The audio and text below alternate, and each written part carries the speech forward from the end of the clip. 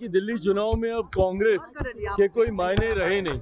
मेरे मुख्यमंत्री जी की अपनी व्यस्तताएं हैं और उन व्यस्तताओं का सम्मान करना हम सब की जिम्मेदारी है। कांग्रेस की महत्वाकांक्षाएं बड़ी हैं।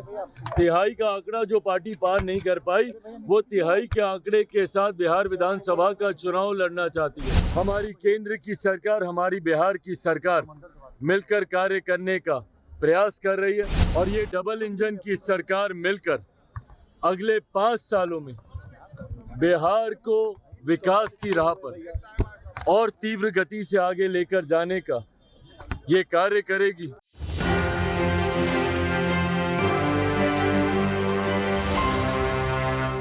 तमाम देशवासियों को,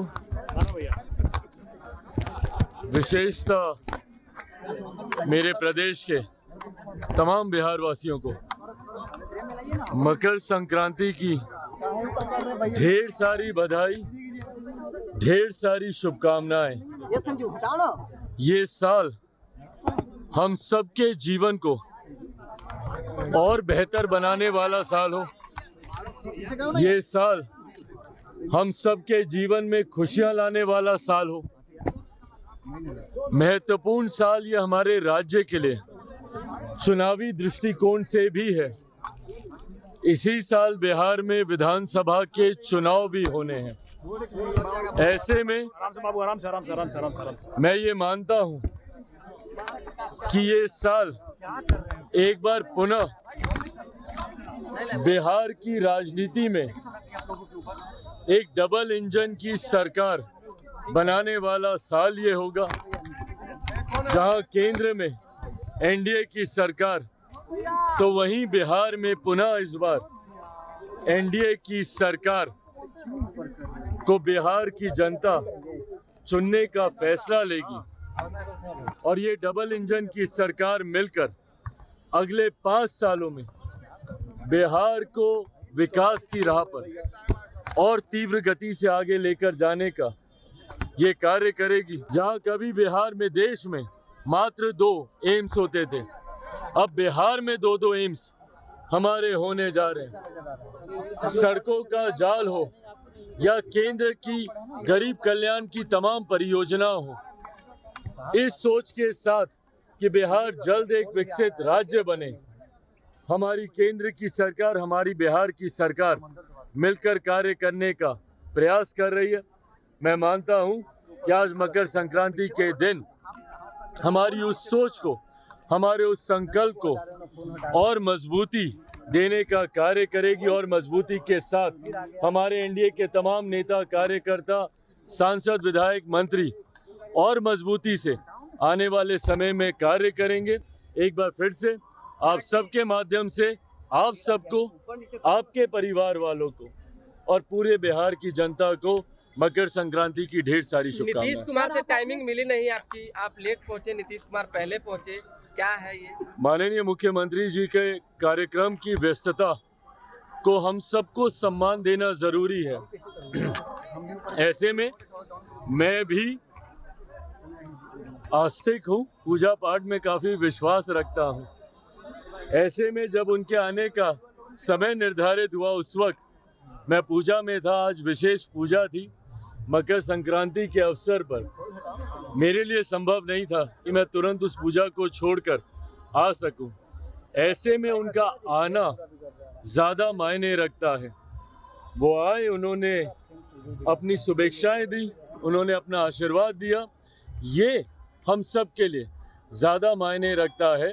गठबंधन के नेता हैं, ऐसे में उनकी मौजूदगी, उनकी उपस्थिति ही एक बड़ी बात है। विपक्ष के लोग मतलब निकालने लगे, कह रहे सीएम का अपमान हुआ है, कई मतलब निकालने लगे विपक्ष के लोग, कह रहे इस तरह का नहीं होना चाहिए था। समाज के बीच क्यों नहीं जाता है? कोई मुख्यमंत्री के अपमान की ये बात नहीं है।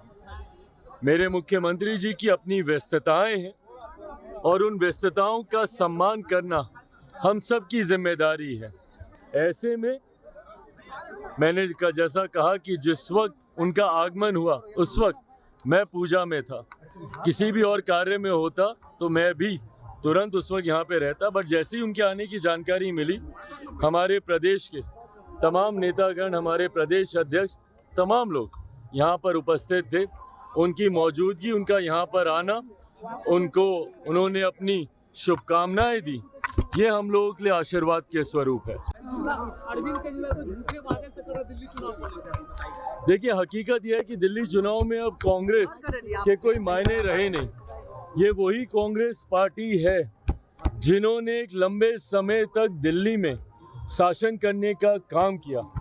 शीला दीक्षित जी के नेतृत्व में कांग्रेस ने नई मजबूतियों को देखा, पर उन्हीं मजबूतियों को कमजोर करने का कार्य राहुल गांधी जी के नेतृत्व में हो रहा है। ना उनसे पार्टी संभल रही है, ना उनसे गठबंधन संभल रहा है। दिल्ली के चुनाव ने जिस तरीके से तथाकथित इंडी अलायंस को ही पूरी तरीके से ध्वस्त करने का कार्य किया, जहां कांग्रेस के ही कई नेताओं ने और बिहार के भी कई ऐसे क्षेत्रीय दल हैं जिन्होंने इस बात को खुलकर स्वीकारने का काम किया कि अब इंडी अलायंस का कोई अस्तित्व बचा नहीं है। ऐसे में दिल्ली में जहां एक दूसरे के सामने ही तमाम पार्टियां खड़ी हुई, कांग्रेस, आम आदमी पार्टी एक दूसरे के सामने ही प्रत्याशी दे रही हैं, वहीं सपा हो या टीएमसी हो, जहां अरविंद केजरीवाल जी की पार्टी का समर्थन कर रही है, तो वहीं कांग्रेस अलग थलग दिखाई दे रही है। ऐसे में सवाल अब ये उठता है कि बिहार में ठीक इसके बाद विधानसभा के चुनाव होने, दिल्ली चुनाव के बाद अगला चुनाव बिहार का ही है। क्या ये गठबंधन विपक्षी दलों का बिहार में भी बना रहेगा या यहाँ पर भी इंडी अलायंस की तरह टूट जाएगा? कांग्रेस की महत्वाकांक्षाएं बड़ी हैं।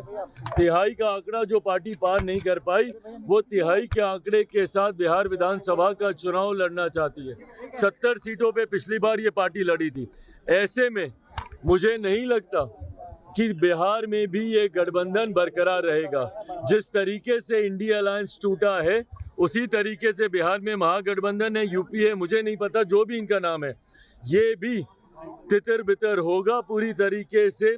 और अलग अलग पार्टियां यहाँ पर टूटकर विपक्षी दल अलग अलग खेमों में बढ़कर 2025 विधानसभा का चुनाव ये लोग लड़ने जा रहे हैं। दिल्ली में पहले ही आरजेडी ने मना कर दिया चुनाव लड़ने दिल्ली में। तो दिल्ली में आरजेडी का है क्या कि चुनाव लड़ेंगे? जिस पार्टी का अस्तित्व बिहार में ना बचा हो, दिल्ली में जो बिहार के लोग हैं वो किस वजह से हैं बताएं? राजद के लोग। दिल्ली में जो बिहारी हैं वो इन्हीं के सताए हुए हैं ना, यहीं से प्रताड़ित होकर गए हैं वो लोग, और उन्हीं लोगों से ये वोट मांगने किस मुंह से जाएंगे? याद कीजिए वो 90 का दशक, दिल्ली में जितने बिहार के लोग बसे हुए हैं वो राजद के जंगल राज से ही प्रताड़ित होकर गए थे। तो किस मुंह से ये लोग जाएंगे वहां पे वोट मांगने?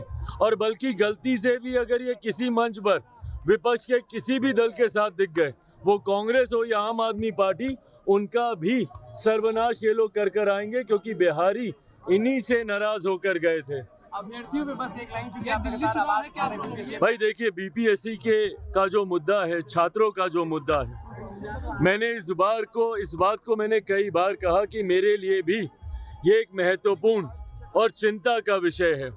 गठबंधन के भीतर हर मंच पर मैंने अभ्यर्थियों की समस्याओं को, उनकी चिंताओं को, उनकी मांगों को मैंने रखने का कार्य किया। गठबंधन में सहयोगी होने के नाते पूरी मर्यादा को निभाते हुए गठबंधन के भीतर मैंने अपनी बातों को रखने का मैंने काम किया। एक बात तय है, परिस्थिति कुछ भी हो, लोक जनशक्ति पार्टी रामविलास पूरी मजबूती से छात्रों के साथ खड़ी है, उनकी मांगों के साथ खड़ी है। गठबंधन की मर्यादा के तहत हम लोग अपनी बातों को गठबंधन के भीतर रखने का कार्य कर रहे हैं। उम्मीद है कि उनकी उन मांगों को, बातों को सुना जाएगा। अगर ऐसी परिस्थिति नहीं बनती है पार्टी को, अगर छात्रों के हित में और मजबूत कदम उठाने की जरूरत पड़ेगी, लोक जनशक्ति पार्टी रामविलास उससे भी कतई हिचकिचाएगी नहीं। पर मैं मानता हूं कि किसी भी छात्र के साथ किसी तरीके का कोई अन्याय नहीं होगा। इस बात को मुख्यमंत्री नीतीश कुमार जी, बिहार की सरकार जरूर सुनिश्चित करेगी।